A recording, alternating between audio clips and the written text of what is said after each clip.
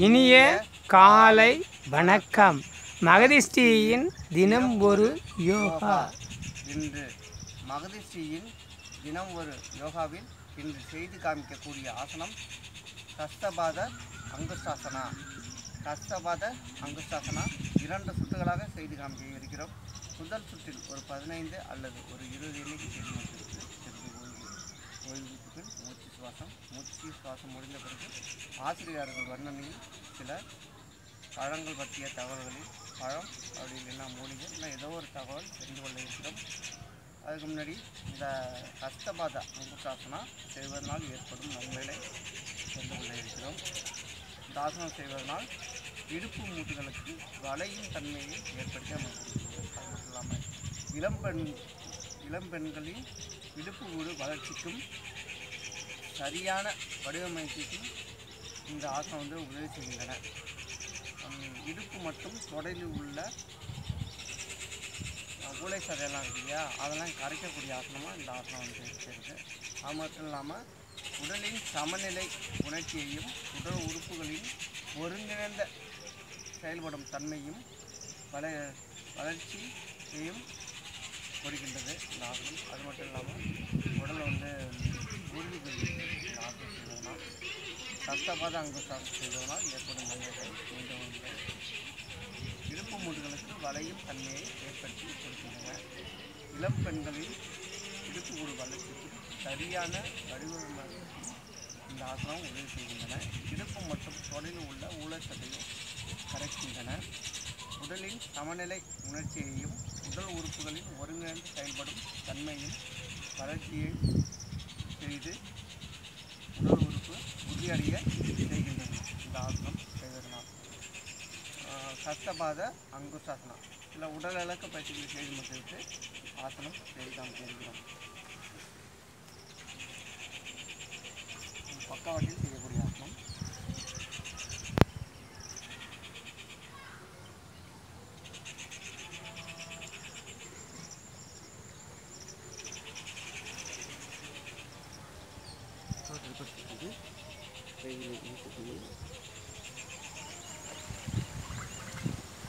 எண்ணிக்கை 1 2 3 4 5 6 7 8 9 10 11 12 13 14 15 16 17 18 19 20. நன்றி ஆர்ஜி அவர்களே.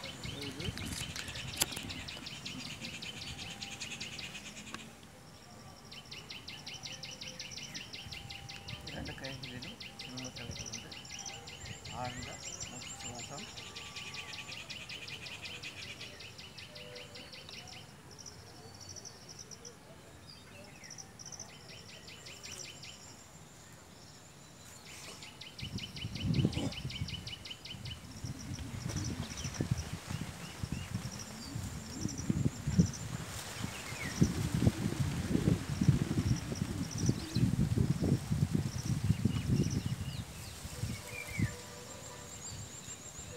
கஸ்தபாத அங்குஷ்டாசனா ஒரு சுற்று செய்து முடித்துவிட்டோம். இப்பொழுது ஆசிரியர் அவர்கள் வர்ணனையில் சில பழங்கள் பற்றிய தகவல்கள் அப்படி இல்லைன்னா ஒரு மூலிகை ஒரு தகவல் கேட்டு தெரிந்து கொண்டிருக்கிறோம். நன்றி ஆர்ஜே. கொஞ்சம் அப்படியே என்னோடய உடல்நிலை கருதி கொஞ்சம் ஈஸியாக சிறிதாக சொல்லிடலான்ட்டு ஒரு ஐடியா. வயிற்றுப்புண் வந்திருக்கு அப்படின்னா அதை எப்படி சரி செஞ்சுக்கலாம் அப்படின்னு ஒரு சின்ன குறிப்பு, அவ்வளோதான். நம்ம தேங்காய் இருக்கு இல்லைங்களா, நல்லா அரைச்சிக்கணும். கசகசா அதையும் சேர்த்து, தேங்காய் கசகசா சேர்த்து 2த்தையும் அரைச்சி பால் எடுத்துக்கணும். அதோட பனங்கற்கண்டு இருக்கு இல்லைங்களா, பனங்கற்கண்டு அதை நல்லா சேர்த்து காலையில் வெறும் வயிற்றில் குடிச்சிடணும், அவ்வளோதான். இது குடித்தா என்ன ஆகும்னா வயிற்றில் உள்ள புண்ணு சரியாயிடும். ஆனால் செய்யணும். கசகசா வாங்கணும், அதை தேங்காய் எடுத்து மூடியை எடுத்து ஒரு மூடி தேங்காய் எடுத்துக்கிறீங்க, நல்லா திருகிறீங்க. கசகசா எந்த அளவுக்கு தேங்காய் எடுத்துக்கிறீங்களோ அதே அளவுக்கு சம அளவுக்கு கசகசா எடுத்துக்கிறீங்க. அந்த 2த்தையுமே சேர்த்து நல்லா அரைக்கிறீங்க. இன்றைக்கும் அம்மி கிடையாது, அதை மிக்சியில் வச்சு அரைக்க போகிறீங்க. அந்த மிக்சியில் அரைச்சி அதில் பால் நல்லா வரும். பார்த்திங்கன்னா எடுத்து நல்லா இது பண்ணிவிட்டு ஒரு நடை பாலை புளிஞ்ச பிறகு மறுபடியும் இன்னொரு தடவை போடுங்க அதே சக்கையை. அதில் இன்னும் கொஞ்சோண்டு லைட்டாக தண்ணியை ஊற்றுங்க, நல்லா அரைச்சி மறுபடியும் எடுத்து நல்லா ஒரு சொம்பு அளவு குடிச்சிங்கன்னா நல்லது தான் உடம்புக்கு.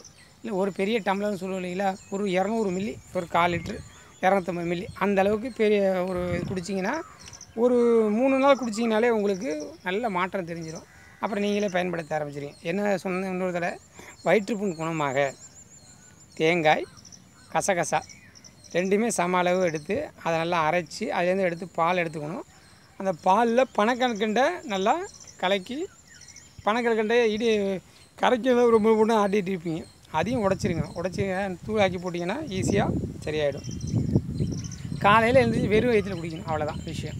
கொடுத்தீங்கன்னா என்ன ஆகும், வயிற்றுப்புண் சரியாகும். இந்த வயிற்றுப்புண் சரியாகிறதுக்கு, வயிற்றுப்புண் இருந்ததுன்னா வாய் நாற்றம் இருக்கும்.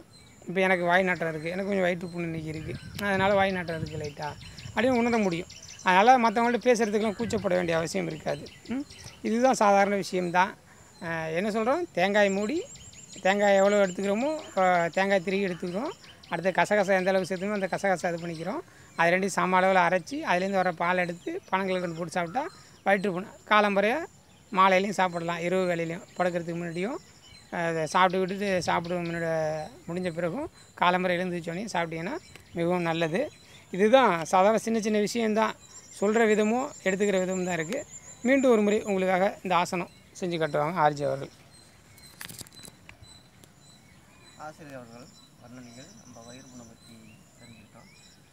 தேங்காய் பால் வந்து ஒரு அற்புதமான ஒரு வந்து நம்ம தாய்ப்பாலுக்கு அடுத்தது வந்து நம்ம தேங்காய் பால் தான் நம்மளுக்கு வந்து தாய்ப்பாலுக்கு வந்து ஈக்குவலான அதுக்கு ஈடான சத்துக்கள் நிறைஞ்சது தேங்காய் பால். தேங்காய் பாலில் வந்து அவ்வளோ நன்மைகள் இருக்குது. நம்ம தேங்காய் வந்து நம்ம உணவு அதிகமாக எடுத்துக்கிறோம், ஆனால் சமைச்சு தான் நம்ம சாப்பிட்றோம். முடிஞ்சளவு நம்ம தேங்காய் வந்து சமைக்காமல் நம்ம சாப்பிட்டோம்னா அவ்வளோது நன்மைகள் நம்மளுக்கு வந்து அளிக்கக்கூடியது. முடிஞ்சளவு தேங்காயெல்லாம் சமைக்காமல் வெறும் வயிற்றுலேயே நம்ம இரவு உணவாக கூட தேங்காய் வந்து கொஞ்சமாக சீனி சாப்பிட்லாம், இல்லைனா பால் அப்படின்னு கூட சாப்பிட்லாம். முடிஞ்சளவு நம்ம உணவில் வந்து தேங்காய் வந்து அதிகமாக எடுத்துட்டோம்னா நம்மளுக்கு வந்து ஆரோக்கியமாக வாழ்றதுக்கு வந்து அந்த தேங்காய்லாம் வந்து நம்மளுக்கு வந்து வழிவகுக்கின்றன. இப்போ ஹஸ்த அங்குசாசனா, ஹஸ்தபாத அங்குசாசனா 2வது சுற்று செய்தி நாம் தெரிவிக்கிறோம்.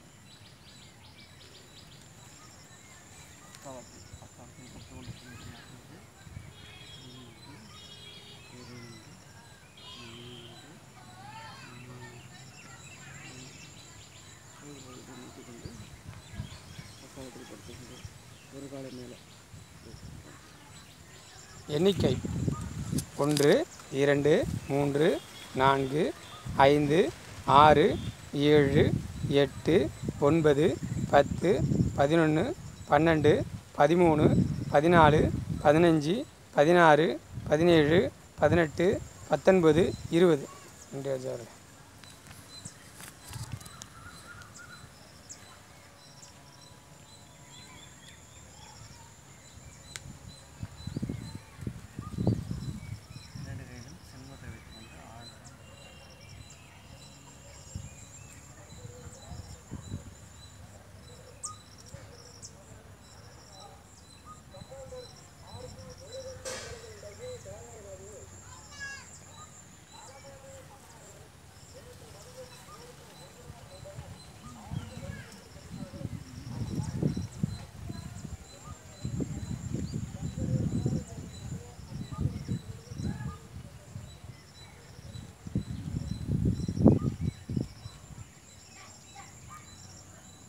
ஹஸ்தபாத அங்குசாசனா 2 சுற்று செய்து முடித்துவிட்டோம்.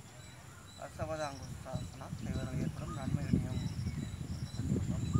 இந்த ஆசனம் செய்வதனால் இடுப்பு பகுதியெலாம் நல்லா பார்க்குறாங்க, இடுப்பு பகுதியெலாம் நல்லா வலியின் தன்மை ஏற்படுகின்றன.